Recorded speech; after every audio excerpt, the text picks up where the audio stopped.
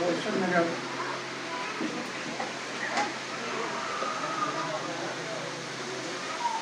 ये तो कई कार्यक्रम को लेकर के मेरा आना हुआ,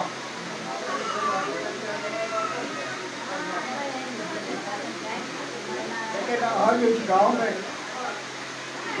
इस ग्राम सभा में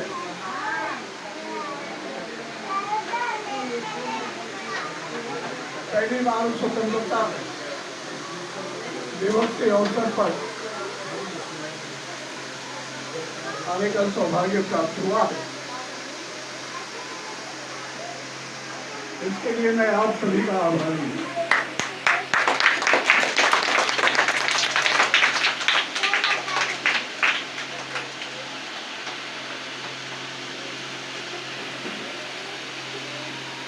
इंटर कॉलेज के प्रबंधक आदरणीय श्री धर्म पटेल जी,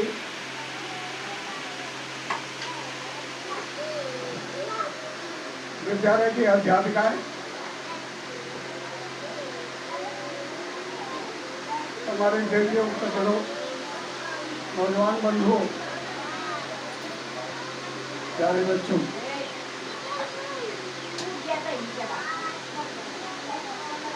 आज स्वतंत्रता दिवस।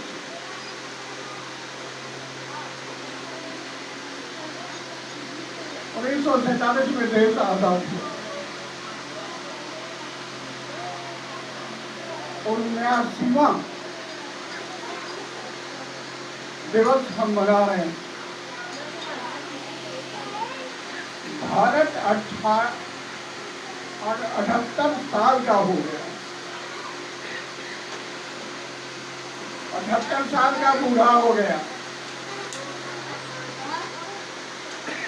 78 साल पार कर जाने के बाद या हो जाने के बाद आप उससे बुढ़ाई तो कहते हैं। अब आगे चल करके भविष्य में इस देश के नौजवानों के द्वारा, देशवासियों के द्वारा, इस देश के युवतियों और महिलाओं के द्वारा, विशेष रूप से इस देश के प्यारे बच्चों के द्वारा ये इनकी जिम्मेदारी बनती है कि इस 78 साल बूढ़ा भारत को 1000 साल बूढ़ा भारत के रूप में कहलाने का गौरव प्राप्त करें।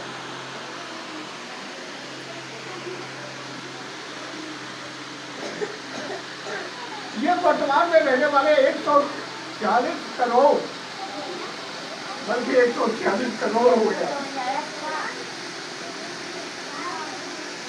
146 करोड़ की इच्छा शक्ति पर ये निर्भर करता है।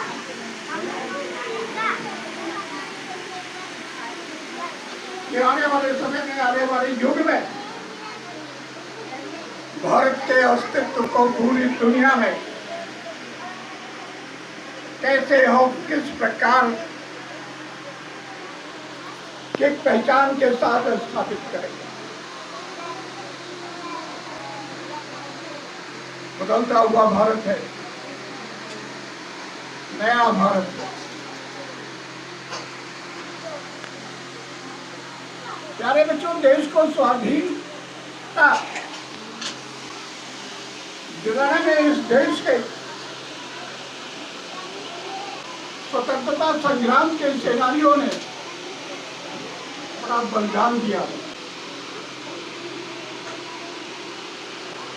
और उन्हीं शहीदों के नाम पर, उन्हीं के द्वारा जो बलिदान कुर्बानियां दी गई, जो संघर्ष किया गया, अंग्रेज हुकूमत के द्वारा मुंहतोड़ जवाब देने का कार्य किया, अंग्रेजों को भारत छोड़ने के लिए मजबूर किया, उसी का परिणाम है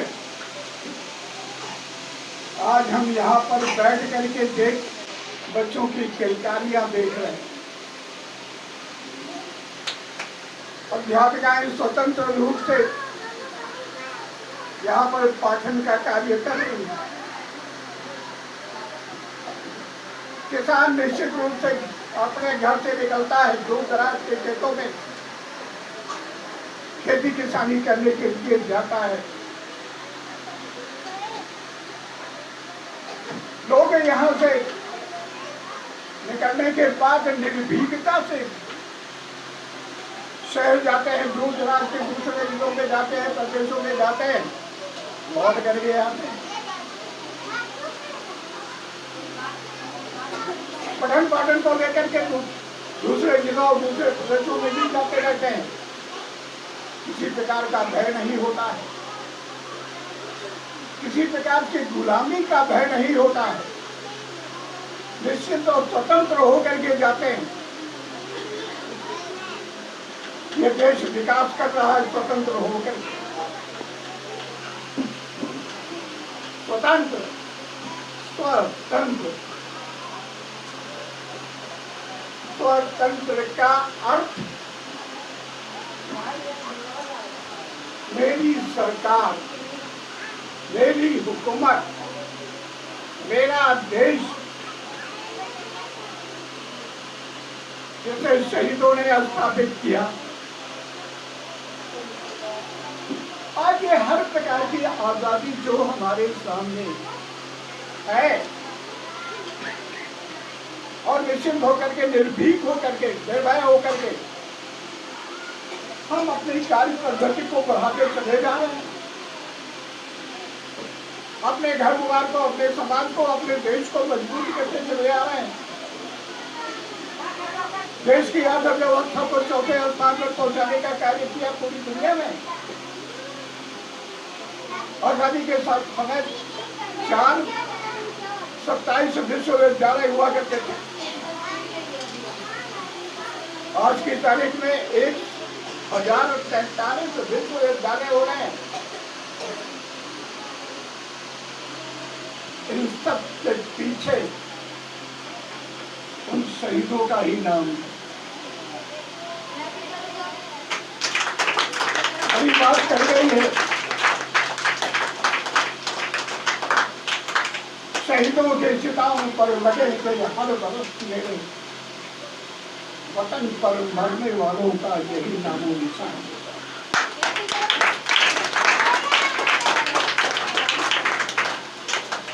इस वतन के लोगों को, इस देश के लोगों को, विशेष रूप से प्यारे बच्चों को शहीदों के बारे में जानना चाहिए, उनके त्याग बलिदान के बारे में समझना चाहिए, और इस देश को बचाए रखने को लेकर के सदकर्म भी करना चाहिए। एक कर्म योगी बनकर के, एक कर्म योद्धा बनकर। बड़े प्यार से कहा गया है, लाए हैं इस देश को, लाए हैं कश्ती लेकर, लाए हैं।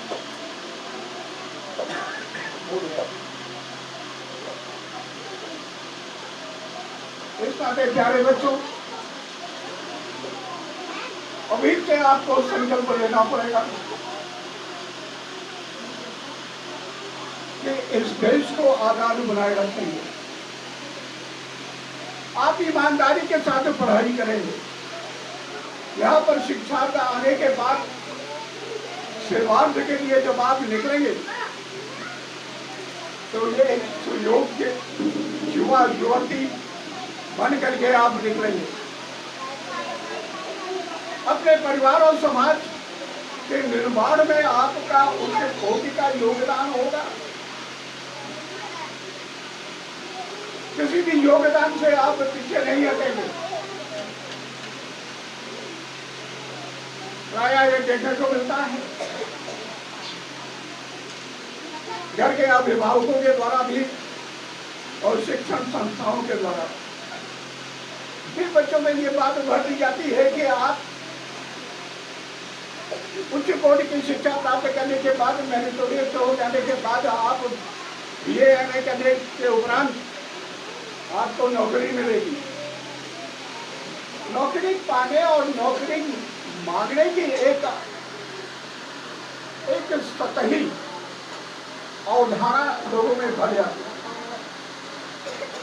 माँ बाप भी जो अपने बच्चों को पढ़ा रहे होते हैं उनके अंदर भी ये अवधारणा होती है, हमारा बच्चा पढ़ लिख गया तो फलानी तरह यदि क्लर्क हो जाएगा, मास्टर हो जाएगा, या जिलाधिकारी हो जाएगा, इंजीनियर हो जाएगा, डॉक्टर हो जाएगा। विशेष रूप से मैं शिक्षक, मैं अध्यापिकाओं का ध्यान आकर्षित करना चाहता हूँ। शिक्षा नौकरी पाने का आधार नहीं है, नौकरी पाने का जरिया नहीं। शिक्षा ज्ञानार्जन का आधार, ज्ञान प्राप्ति का स्रोत।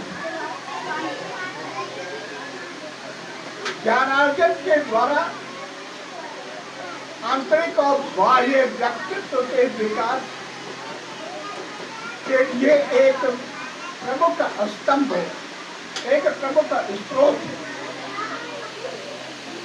इस नाते आपका शिक्षण कार्य ज्ञानार्जन को दृष्टिगत रखते हुए करना चाहिए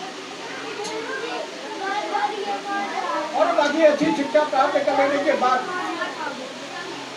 ग्रेजुएट हो जाने के बाद, ग्रेजुएशन को लेकर के ये माना जाता है, ये मानक है कि जो भी बीए कर लेते हैं, बीएससी कर लेते हैं, वो दुनिया के किसी भी काम को करने के लिए सक्षम हो जाता है। कहीं भी कोई भी इंटरव्यू देने के लिए सक्षम होता है और इसी नाते आईएएस, आईपीएस, आईएफएस, पीसीएस जितने भी कंपटीशन होते हैं उनका मानक होता है ग्रेजुएशन बीए होता है या बीएससी होता है। तो अच्छे पठन पाठन के बाद जब ये ग्रेजुएशन अच्छी मेरिट के आधार पर कर लेंगे तो रोजगार जो जीवन का एक सहायक अंग है उसे प्राप्त कर ही लेंगे। लेकिन अवधारणा नौकरी को पाने को लेकर के नहीं होनी चाहिए। अवधारणा रोजगार देने को लेकर के होना चाहिए, रोजगार पैदा करने को लेकर के होना चाहिए। और किसान रोजगार पैदा करता है, रोजगार अपने धंधे के साथ साथ अपनी खेती किसानी के साथ साथ खेतिहर मजदूरों को रोजगार देने का कार्य करता है। और आज यहाँ पर विद्यालय के प्रबंधक जी जितना भी साल के रूप में यही तो कर रहे हैं। इस नाते रोजगार देने वाले छात्र छात्राओं को तैयार करने का कार्य होना चाहिए। विभिन्न संस्थाओं के साथ प्यारे बच्चों, आपसे ये अपील करते हुए आप ईमानदार पढ़ाई करें। पढ़ाई में किसी प्रकार की लापरवाही न करें। खेल कूद भी जीवन का अंग है, लेकिन अध्ययन कार्य में किसी प्रकार की कोई लापरवाही नहीं होनी चाहिए। और जितनी ईमानदारी के साथ इस उम्र में प्रारंभिक अवस्था में आप पढ़ाई करेंगे उतनी ही आपकी बुनियाद मजबूत होगी और उसी के मुताबिक आपका जीवन भी मजबूत होगा, भविष्य मजबूत होगा। एक बात मैं कहना चाहता हूँ कि जीवन में प्रथम गुरु, चाहे वो लड़का हो या लड़की हो, बच्चों की प्रथम गुरु उसकी माँ होती है। जो बच्चे के जन्म देने के बाद उसके आचार विचार शिष्टाचार सदाचार से उसे अवगत कराती, भौतिक वस्तुओं के बारे में बाह्य हो या तो अवगत कराने का कार्य माँ ही करती है। इस नाते प्यारे बच्चों, अब आप जब स्कूल आने लगो तो आपने माँ का आशीर्वाद लो। माँ का चरण स्पर्श करके आपको आशीर्वाद लेना। तब स्कूल में आने के बाद जो अध्यापक और अध्यापिकाएं होती हैं वो द्वितीय गुरु के रूप में कहलाती है। आखिर अपनी माँ का जो आशीर्वाद मिलेगा, हृदय के उद्गार के साथ जो मिलेगा, हृदय की गति के साथ जो मिलेगा आशीर्वाद, वो आपके साथ सर्वथा सहायक होगा, सर्वथा आपकी रक्षा करेगा, आपकी मदद करेगा। मैं यहाँ पर 9वें स्थान पर आया हूँ, सुबह से लगातार चल रहा हूँ। प्यारे बच्चों से यही अपील करते हुए अपने प्रथम गुरु अपनी माँ का आदर सम्मान करना सीखें। आप जीवन में सुखी रहेंगे, आप तरक्की करेंगे, आप विकास करेंगे, देश के सुयोग्य नागरिक के रूप में आप व्यवस्थापित होंगे। इन्हीं शब्दों के साथ मैं अपनी वाणी पर विराम देता हूँ। जय भारत, जय भारत।